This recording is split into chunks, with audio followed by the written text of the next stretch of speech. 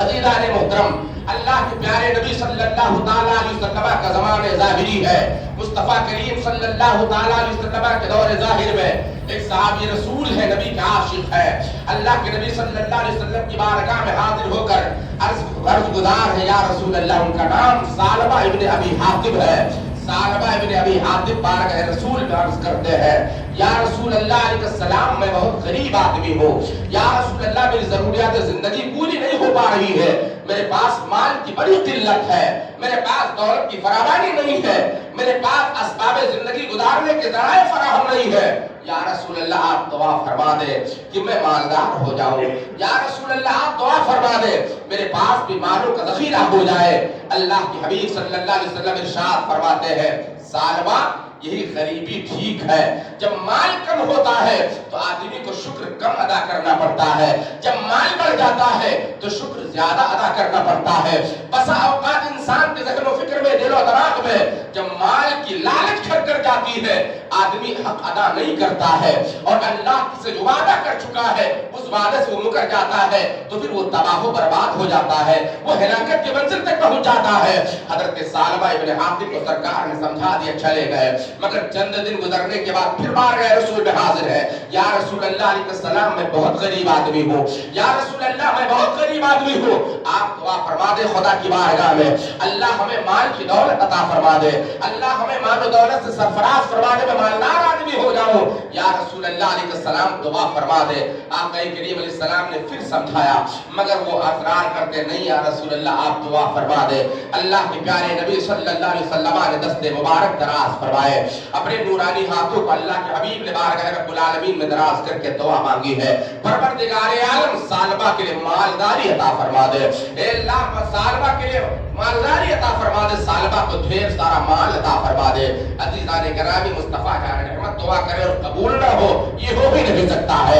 اجابت نے جھک کر گلے سے لگایا، بڑی ناز سے جب دعائے محمد. عزیزان گرامی، مصطفیٰ جان رحمت علیہ الصلوۃ والتسلیم نے دعا فرمائی ہے. حضرت ثعلبہ نے چند بکریاں خریدی ہے. بکریاں خریدنے کے بعد ان کی بکریوں میں تعداد کا اضافہ ہونے لگا، اس کی تعداد بڑھنے لگی اور بڑھتے بڑھتے حال یہ ہو گیا کہ روزانہ وہ پنجگانہ نمازیں، پانچوں ٹائم کی نمازیں رسول اللہ کی ابتدا میں پڑھا کرتے تھے. آقا کریم علیہ الصلوۃ والتسلیم کی بارگاہ میں حاضر ہوا کرتے تھے. مگر بکریوں کا ریبہ بڑھا، بکریوں کی تعداد بڑھی، بکریوں میں کثرت پیدا ہوئی تو اتنی بکریاں بڑھ گئی کہ اب مدینے میں ان کا رہنا دشوار ہو گیا، مدینے میں رہنا ان کے لیے مشکل ہو گیا. انہوں نے اپنے بکریوں کا ریبڑ لیا، مدینے سے باہر ویرانے میں چلے گئے. آپ صحرا و بیابان میں چلے گئے، آپ جنگلوں میں جا کر پناہ لیتے ہیں. روزانہ 5 وقت کی نماز رسول اللہ کی ابتدا میں باجماعت ادا کرتے تھے. مگر مال نے ذرا سا ان کی طرف قدم بڑھایا، دنیا نے ان کی طرف پیشگی کی تو حال یہ ہو گیا، پانچوں ٹائم رسول اللہ کی ابتدا میں نماز پنجگانہ پڑھنے کے لیے جماعت سے حاضر نہیں ہو پاتے ہیں. ظہر و عصر میں صرف آتے رہے، باقی اور نمازوں میں جماعت کے ساتھ شامل نہیں ہو پاتے ہیں. اور زیادہ مال بڑھا، بکریوں کی تعداد میں اور زیادہ اضافہ ہوا. آپ نے جنگل میں رہنا شروع کر دیا، اپنے بکریوں کا ریوڑ لے کر کے آپ جنگل میں قیام پذیر ہو گئے. ثعلبہ ابن حاطب کے حالات یہ ہوئے کہ کچھ دنوں کے بعد میں صرف وہ ہفتہ جمعہ کی نماز پڑھنے کے لیے مدینے میں آیا کرتے تھے. رسول اللہ کی ابتدا میں صرف جمعہ کی نماز ادا کرنے کے لیے آیا کرتے ہیں. اب اس کے بعد مال اور زیادہ بڑھا ہے. اللہ کے نبی صلی اللہ تعالیٰ علیہ وسلم کی بارگاہ میں اب جو ہفتے میں جمعہ کے دن نماز جمعہ ادا کرنے کے لیے آتے تھے، ثعلبہ ابن حاطب کا جمعہ کے اندر آنا بھی بند ہو گیا. رسول کریم صلی اللہ تعالیٰ علیہ وسلم نے ایک دن ارشاد فرمایا، صحابہ کے درمیان ثعلبہ ہلاک ہو گیا. ثعلبہ کے حال پر بہت افسوس ہے. مصطفیٰ جان رحمت علیہ السلام ارشاد فرماتے، ثعلبہ پر افسوس ہے، ثعلبہ کے حال پر افسوس ہے. یہ میرے آقا اظہار افسوس کر رہے ہیں. اس کے بعد اللہ کا حکم نازل ہوا زکات کے حوالے سے. رسول کریم صلی اللہ علیہ وسلم نے اپنے صحابہ کو، اپنے نائبین کو تمام گرد و نواح اطراف و جوانب میں زکات کی وصولی کے لیے بھیجا کہ جاؤ تمام مالداروں سے زکات وصول کر کے لاؤ. تمامی مالداروں کے پاس صحابہ کرام رضوان اللہ علیہم اجمعین جاتے ہیں اور زکات کا سوال کرتے ہیں، رب نے تمہارے مال میں اتنا زکات رکھا ہے، اس زکات کو ادا کرو. رسول اللہ کے ہم قاصد ہیں، ہم مصطفیٰ کے بھیجے ہوئے ہیں، ہم رسول اللہ کے فرستادہ ہیں. سرکار نے ہمیں زکات کی وصولی کے لیے بھیجا ہے. بیر کے تمامی لوگ زکات ادا کرتے رہے.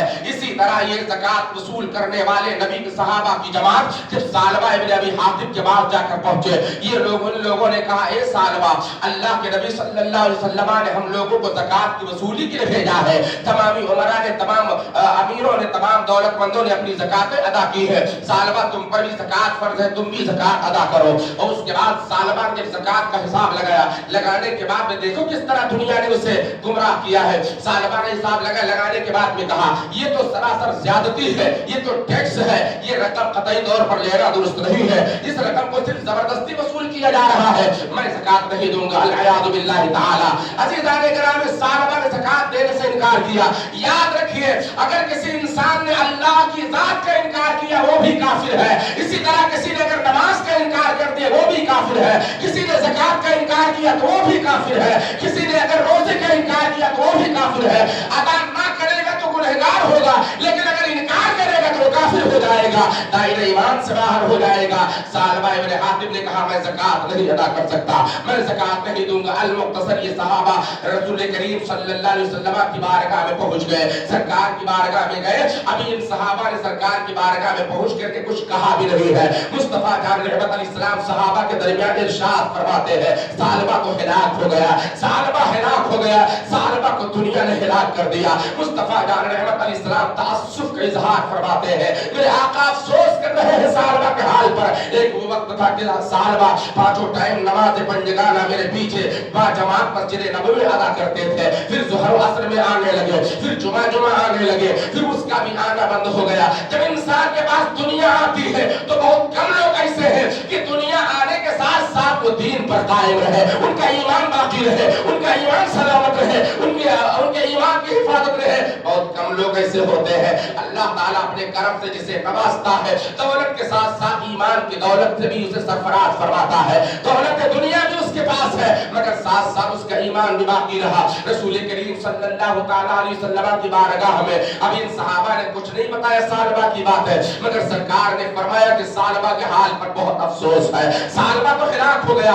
اللہ کے نبی صلی اللہ علیہ وسلم کے غلاموں مصطفیٰ جان رحمت علیہ السلام نے اظہار افسوس فرمایا. پھر اس کے بعد صحابہ نے بیان کیا یا رسول اللہ سالبہ نے زکات دینے سے انکار کر دیا ہے.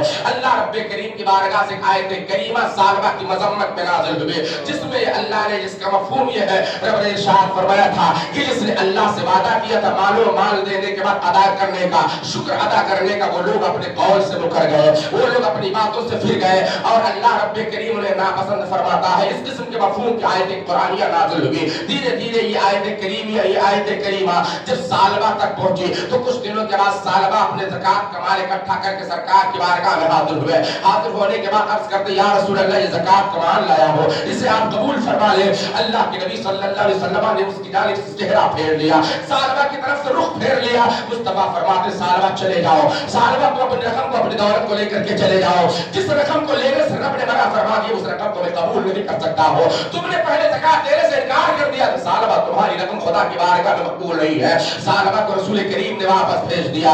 عزیزان محترم کچھ دنوں کے بعد میں اللہ کے پیارے نبی صلی اللہ علیہ وسلم نے اس دنیا کو الوداع فرمایا. سرکار دنیا سے تشریف لے گئے. دور ابوبکر صدیق آیا ہے. حضرت ابوبکر صدیق رضی اللہ تعالیٰ عنہ کے دور خلافت میں پھر سالبہ نے اپنے زکات کے سارے مال کو جمع کیا. جمع کرنے کے بعد بارگاہ سیدنا ابوبکر صدیق میں پہنچ گئے. پہنچنے کے بعد کہتے ہیں اسے آپ قبول فرما لیجیے, زکات کا مال ہے, یہ زکات کی رقم. حضرت ابوبکر صدیق رضی اللہ تعالیٰ عنہ نے فرمایا ارے تم غور کر کے بتاؤ تم یہ رقم زکات لے کر کے آئے کیسے ہو؟ جس رقم کو اللہ کے نبی نے قبول نہ کیا ہو اسے ہم کیسے قبول کر سکتے ہیں؟ جس زکات کو رسول اللہ نے لینے سے انکار کر دیا ہو ہم اس زکات کو کیسے لے سکتے ہیں؟ سالبہ چلے جاؤ, اپنی زکات کی رقم لے کر چلے جاؤ, مجھے نہیں چاہیے. تمہاری رقم کو لینے سے سرکار نے منع فرما دیا تھا, اللہ نے منع فرما دیا تھا, مصطفیٰ نے منع فرما دیا, تو میں سے تمہاری زکات کی رقم کیسے لے سکتا ہوں؟ حضرت ابوبکر صدیق کا دور خلافت ختم ہوا. حضرت عمر فاروق اعظم کا دور خلافت آیا. ان کے زمانے خلافت میں بھی سالبہ ابن ابی حاتم اپنے زکات کی رقم لے کر کے حاضر ہوئے.